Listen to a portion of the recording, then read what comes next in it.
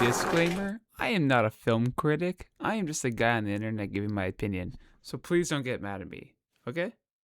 If I had to summarize this movie, it would be Whiplash meets Uncut Gems meets Table Tennis meets The Annoying Orange.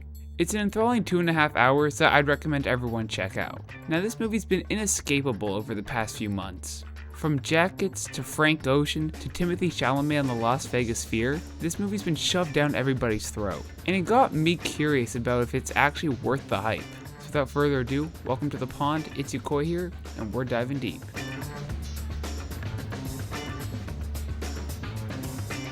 Now all the characters in this movie are absolutely great. My standouts are Timothy Chalamet, Tyler the Creator, and oddly enough Kevin O'Leary. Timothy brings his usual mix of charisma and arrogance, which helps bring the character of Marty to life, making him this pompous douchebag who you love to hate, but know he can back up everything he's saying. One thing that is kind of distracting about the film, however, is the cult of personality around not just Timothy Chalamet, but the film itself. Because he's such a global superstar, it was sometimes hard for me to separate the character of Marty from Timothy Chalamet.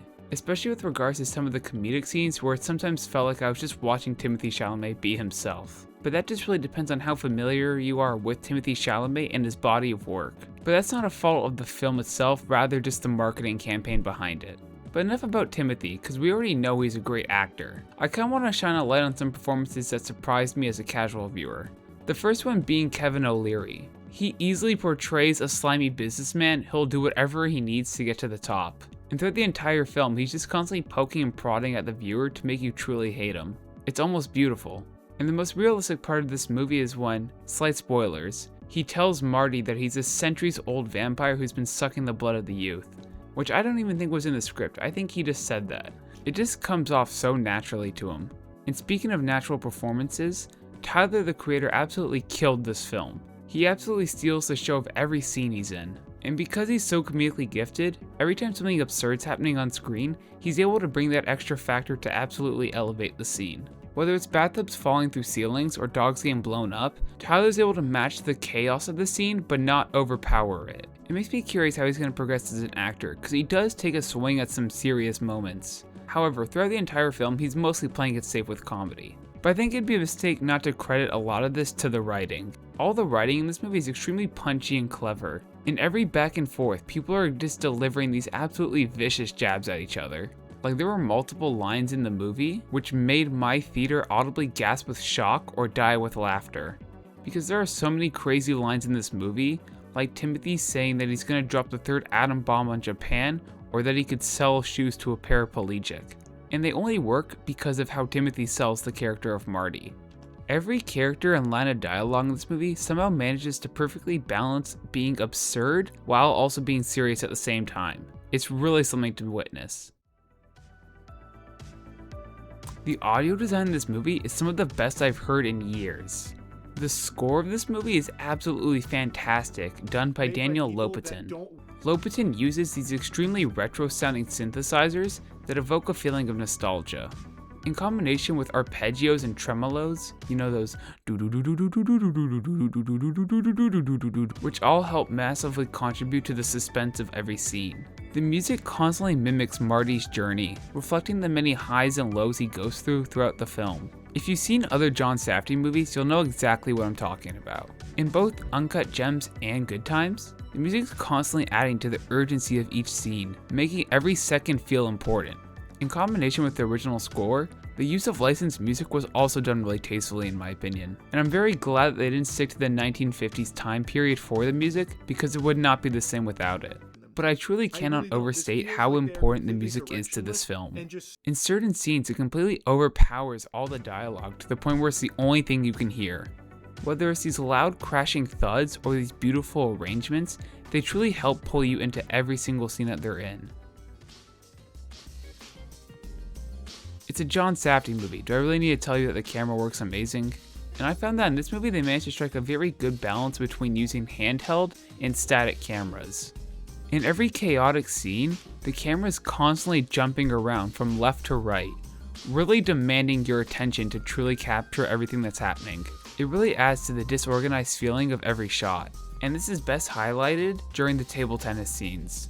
Everything's happening with such speed and precision that the camera can barely keep track of it all. Like, I never thought I'd be this invested watching two people play ping pong.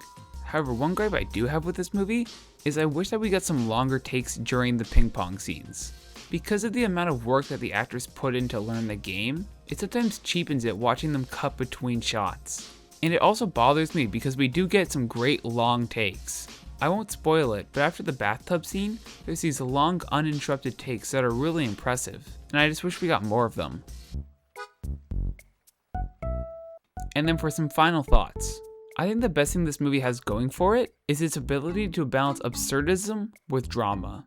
Like, there are some scenes in this movie that are straight up just ridiculous. Like Timothée Chalamet getting his butt spanked by Kevin O'Leary, that the movie somehow manages to perfectly play serious and silly at the same time. And the film somehow manages to hop between the two multiple times throughout one scene, jumping from extremely funny at one moment to absolutely serious the next.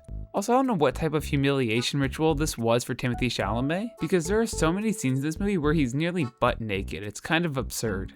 So stands, rise up. Also, this movie is just extremely funny. Like the opening credits where Marty's sperm becomes a ping pong ball is the height of comedy.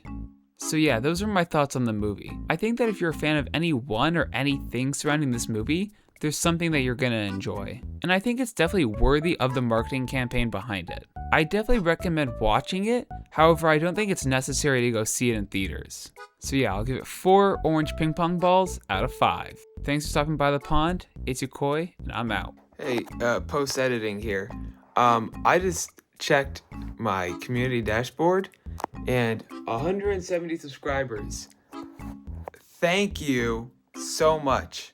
It's kind of crazy. I did not think that people would actually like my videos.